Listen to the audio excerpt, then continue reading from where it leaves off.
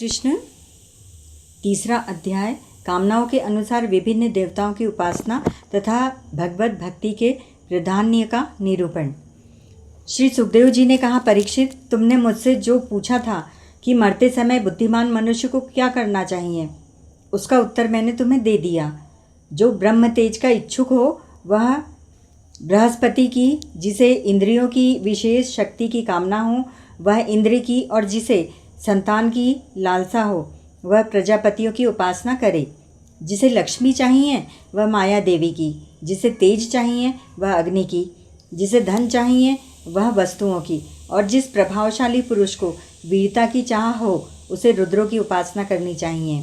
जिसे बहुत अन्न प्राप्त करने की इच्छा हो वह अदिति का, जिसे स्वर्ग की कामना हो वह अदिति के पुत्र देवताओं का, जिसे राज्य की अभिलाषा हो वह विश्वेश देवों का, और जो प्रजा को अपने अनुकूल बनाने की इच्छा रखता हो उसे साध्य देवताओं का आराधन करना चाहिए।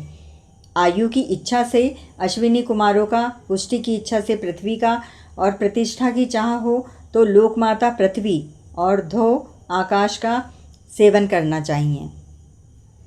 सौंदर्य की चाह से गंधर्वों की पत्नी की प्राप्ति के लिए उर्वशी अप्सरा की, और सबका स्वामी बनने के लिए ब्रह्मा की उपासना करनी चाहिए। जिसे यश की इच्छा हो वह यज्ञ पुरुष की, जिसे खजाने की लालसा हो वह वरुण की, विद्या प्राप्त करने की आकांक्षा हो तो भगवान शंकर की, और पति पत्नी में परस्पर प्रेम बनाए रखने के लिए पार्वती जी की उपासना करनी चाहिए। धर्म उपार्जन करने के लिए विष्णु भगवान की, वंश परंपरा की रक्षा के लिए पितरों की, बाधाओं से बचने के लिए यक्षों की, और बलवान होने के लिए मरुत गणों की आराधना करनी चाहिए। राज्य के लिए मनवंतरों के अधिपति देवता को, अभिचार के लिए निरीति को, भोगों के लिए चंद्रमा को, और निष्कामता प्राप्त करने के लिए परम पुरुष नारायण को भजना चाहिए।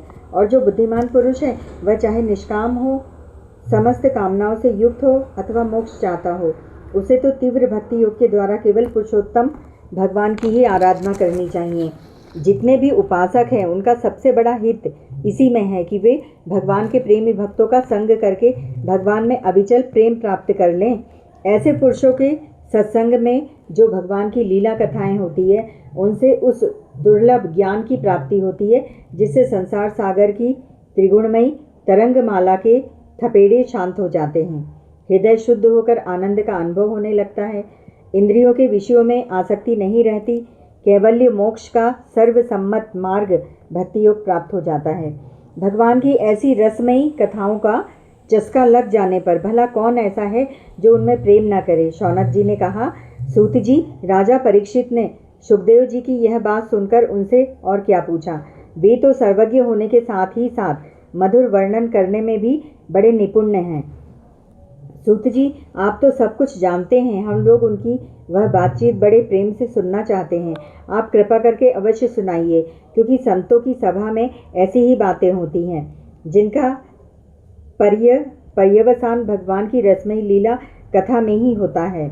पांडुनंदन महारथी राजा परीक्षित बड़े भगवत भक्त थे। बाल्यावस्था में खिलौने से खेलते समय भी वे श्री कृष्ण लीला का ही रस लेते थे। भगवान श्री सुखदेव जी भी जन्म से भी भगवत परायण हैं। ऐसे संतों के सत्संग में भगवान के मंगलमय गुणों की दिव्य चर्चा अवश्य ही हुई होगी। जिसका समय भगवान श्री कृष्ण के गुणों के गान अथवा श्रवण में व्यतीत हो रहा है, उससे अतिरिक्त सभी मनुष्यों की आयु व्यर्थ जा रही है। वे भगवान सूर्य प्रतिदिन अपने उदय और अस्त में उनकी आयु छीनते जा रहे हैं। क्या वृक्ष नहीं जीते? क्या लुहार की धोकनी सांस नहीं लेती? गांव के अन्य पालतू पशु क्या मनुष्य पशु की तरह खाते पीते या मैथुन नहीं करते? जिसके कान में भगवान श्री कृष्ण की लीला कथा कभी नहीं पड़ी वह नर पशु कुत्ते के समान है। ग्राम चूकर ऊंट और गधे से भी गया बीता है। सूत जी, जो मनुष्य भगवान श्री कृष्ण की कथा कभी नहीं सुनता उसके कान बिल के समान हैं। जो जीभ भगवान की लीलाओं का गायन नहीं करती वह मेंढक की जीभ के समान टर टर करने वाली है। उसका तो न रहना ही अच्छा है। जो सिर कभी भगवान श्री कृष्ण के चरणों में झुकता नहीं, वह रेशमी वस्त्र से सुसज्जित और मुकुट से युक्त होने पर भी बोझा मात्र ही है। जो हाथ भगवान की सेवा पूजा नहीं करते, वे सोने के कंगन से भूषित होने पर भी मुर्दे के हाथ हैं। जो आंखें भगवान की याद दिलाने वाली मूर्ति, तीर्थ, नदी आदि का दर्शन नहीं करती, वे मोरों की पाँख में बने हुए आँखों के चिन्ह के समान निरर्थक है। मनुष्यों के वे पैर चलने की शक्ति रखने पर भी न चलने वाले पेड़ जैसे ही हैं, जो भगवान की लीला स्थलियों की यात्रा नहीं करते। जिस मनुष्य ने भगवत प्रेमी संतों के चरणों की धूल कभी सिर पर नहीं चढ़ाई, वह जीता हुआ भी मुर्दा है। जिस मनुष्य ने भगवान के चरणों पर चढ़ी हुई तुलसी की सुगंध लेकर उसकी सराहना नहीं की, वह श्वास लेता हुआ भी श्वास रहित शव है।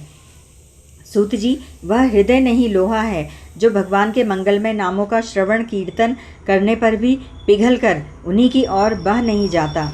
जिस समय हृदय पिघल जाता है, उस समय नेत्रों में आंसू छलकने लगते हैं और शरीर का रोम रोम खिल उठता है। प्रिय सूत जी, आपकी वाणी हमारे हृदय को मधुरता से भर देती है।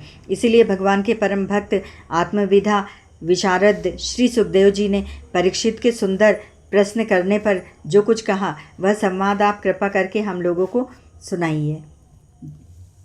हरिओम तत्सत।